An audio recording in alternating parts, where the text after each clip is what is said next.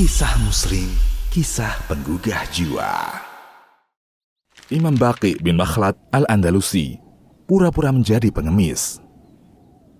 Imam Baqi bin Makhlad al-Andalusi menyamar sebagai pengemis untuk mendengarkan ilmu dari Imam Ahmad bin Hanbal rahimahullah. Ini adalah kisah lain, termasuk kisah yang unik lagi menarik, yang terjadi pada diri seorang alim daerah Maghrib, dari kalangan ulama yang melakukan perjalanan dari Maghrib Aqsa ke arah timur. Seorang alim daerah Maghribi ini bepergian ke timur untuk menemui salah seorang imam dan mengambil ilmu darinya. Namun, saat ia sampai kepadanya, ia mendapatinya sedang diisolir dan dicekal, tidak boleh menemui manusia. Maka dia membuat taktik dan cara unik, sehingga dia bisa bertemu dengannya dan mengambil ilmu darinya. Cara yang mungkin tak pernah terbayangkan, kalau seandainya itu tidak terjadi. Dan sejarah adalah bapaknya keajaiban dan keunikan. Tercantum di dalam Al-Manhajul Ahmad fi Tarajim Ashabil Imam Ahmad, karya Al-Ulaimi. Dan dalam kitab Ikhtisarun Nablusi, li Tabaqatil Hanabilah, karya Ibnu Ya'la, tentang biografi Imam Baqi bin Makhlad al-Andalusi. Dia adalah Abu Abdurrahman Baqi bin Makhlad al-Andalusi al-Hafidh, lahir tahun 201 Hijriah. Dia melakukan perjalanan ke Baghdad dengan kedua kakinya. Keinginan besarnya adalah bertemu dengan Imam Ahmad bin Hanbal dan mengambil ilmu darinya. Dikisahkan darinya bahwa ia berkata, "Ketika aku hampir tiba di Baghdad, aku mendengar berita ujian yang menimpa Imam Ahmad bin Hanbal, dan dia pun dilarang berkumpul dan mendengarkan ilmu dari beliau. Aku sangat sedih karenanya. Lalu aku pun memilih tempat untuk singgah. Setelah aku letakkan barang bawaanku di kamar yang aku kontrak di sebuah penginapan, maka aku tidak melakukan apapun selain mendatangi masjid jami yang besar. Aku ingin duduk bersama halakoh-halakoh yang ada dan mendengarkan apa yang mereka bicarakan. Aku mendatangi sebuah halakoh yang mulia. Ternyata ada seorang laki-laki yang membeberkan keadaan para perawi. Dia mendoifkannya dan menguatkan mereka. Aku bertanya kepada orang yang berada di dekatku, 'Siapa dia?' Dia menjawab, 'Yahya bin Ma'in.' Maka aku melihat celah yang terbuka di dekatnya. Aku bergegas mendekat kepadanya, seraya berkata, 'Wahai Abu Zakaria, semoga Allah merahmatimu. Aku adalah seorang laki-laki perantau yang negerinya jauh.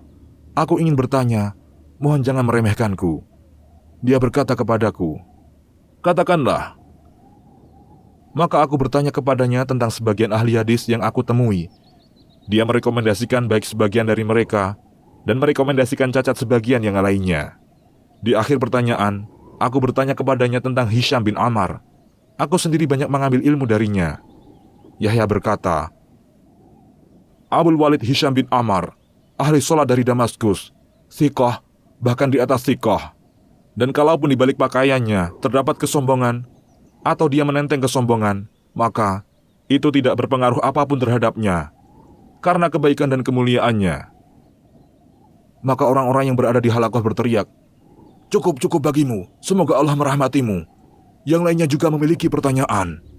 Aku pun berkata sambil berdiri, 'Aku bertanya kepadamu tentang seorang laki-laki, Ahmad bin Hanbal.' Maka Yahya bin Ma'in memandangku heran. Dia berkata kepadaku, 'Orang seperti kita membeberkan Ahmad bin Hanbal? Dia adalah imam kaum muslimin, orang terbaik dan termulia dari mereka.' Aku pun keluar mencari tahu rumah Ahmad bin Hanbal. Kemudian ada orang menunjukkan diriku. Aku mengetuk pintu rumahnya. Dia pun keluar dan membuka pintu. Dia melihat laki-laki yang belum dikenalnya. Aku berkata, 'Wahai Abu Abdillah, inilah seorang laki-laki perantau yang negerinya jauh. Ini adalah kedatanganku pertama kali di negeri ini. Aku pencari hadis dan pengumpul sunnah. Aku tidak melakukan perjalanan kecuali hanya kepadamu.' Dia berkata kepadaku, 'Masuklah dari lorong itu dan jangan sampai terlihat oleh seorang pun.' Dia bertanya kepadaku, 'Di mana negerimu?' Aku menjawab, 'Daerah Maghrib yang jauh.' Dia bertanya kepadaku, 'Afrika?' Aku menjawab, 'Lebih jauh lagi. Aku menyeberangi lautan untuk tiba di Afrika, negeriku Andalus.' Dia berkata, 'Negerimu benar-benar jauh.' Tidak ada sesuatu yang lebih aku sukai daripada membantu orang sepertimu dengan baik untuk mewujudkan keinginannya. Hanya saja, saat ini aku sedang menghadapi ujian dengan sesuatu yang mungkin kamu telah mendengarkannya." Aku berkata, "Benar, aku telah mendengarkannya. Saat aku berjalan ingin menemuimu dan hampir tiba di sini." Aku bertanya kepadanya, "Wahai Abu Abdillah, ini adalah kedatanganku yang pertama kali. Aku adalah orang yang tidak dikenal di kalangan kalian. Jika Anda berkenan, aku akan datang setiap hari dengan menyamar sebagai peminta-minta. Di depan pintu, aku akan mengucapkan apa yang sering diucapkan para pengemis. Lalu Anda keluar ke tempat ini. Seandainya Anda tidak menyampaikan setiap hari, kecuali hanya satu hadis saja, maka itu sudah cukup bagiku." Dia menjawab, "Ya, dengan syarat kamu jangan muncul di halakoh-halakoh dan tidak pula kepada para ahli hadis." Aku menjawab, "Aku janji." Pada hari berikutnya, aku mengambil ranting pohon dengan tanganku. Kemudian, membebat kepalaku dengan kain. Kertas dan tinta aku sembunyikan di balik lengan bajuku. Lalu, aku mendatangi pintunya sambil berteriak, "Pahala! Semoga Allah merahmati kalian." Begitulah yang diteriakkan oleh para peminta-minta di sana. Maka dia keluar kepadaku dan menutup pintu. Dia menyampaikan 2, 3 hadis atau lebih kepadaku. Aku terus melakukan hal itu sampai orang yang menimpakan ujian kepadanya telah mati. Setelah itu, kepemimpinan diambil alih oleh orang yang berpegang kepada mazhab Ahlus Sunnah. Maka Ahmad bin Hambal kembali muncul. Namanya naik daun. Dia dihormati di mata manusia. Ketokohannya terkenal. Orang-orang berduyun-duyun mendatanginya. Dia semakin mengetahui kesabaranku yang sebenarnya. Jika aku mendatangi halakohnya, dia melabangkannya untukku dan mendekatkanku kepada dirinya. Dia berkata kepada para ahli hadis, "Orang ini yang berhak menyandang predikat sebagai pencari ilmu." Kemudian dia menceritakan kisahku bersamanya. Dia menyodorkan hadis kepadaku, membacakannya untukku, dan aku membacakannya kepadanya. Suatu ketika, aku jatuh sakit. Aku berusaha untuk segera sembuh. Imam Ahmad bin Hambal mencariku, karena aku tidak hadir di majelisnya. Dia bertanya tentang diriku, dan ada yang memberitahu perihal sakitku kepadanya. Maka dia langsung berdiri, berjalan untuk menjengukku bersama orang banyak. Saat itu, aku terlentang di kamar yang aku sewa, beralaskan tikar, berselimut kain dan buku-buku yang ada di kepalaku. Aku mendengar suara gaduh di penginapanku. Aku mendengar mereka berkata, "Dia di sana, lihatlah, ini imam kaum muslimin datang." Pemilik penginapan pun datang kepadaku dengan tergopoh-gopoh. Dia berkata kepadaku, "Wahai Abu Abdurrahman, ini Abu Abdillah Ahmad bin Hambal, imam kaum muslimin datang menjengukmu."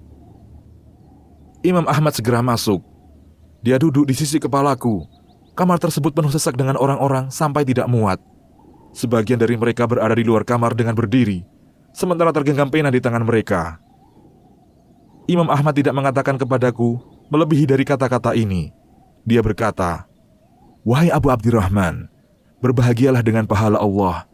Engkau telah menjalani hari-hari sehat yang tidak ada sakit padanya, dan engkau sekarang sedang menjalani hari-hari sakit yang tidak ada sehat padanya. Semoga Allah meninggikanmu kepada keselamatan dan mengusapkan kesembuhan kepadamu dengan tangan kanannya." Aku melihat pena-pena menulis lafaz yang Imam Ahmad ucapkan. Kemudian dia keluar meninggalkanku. Maka penghuni penginapan berbondong-bondong mendatangiku, mengasihiku, dan melayaniku dengan pamrih agama dan ingin mendapatkan pahala dari Allah. Ada yang membawakan kasur, ada yang membawakan selimut dan makanan-makanan yang lezat.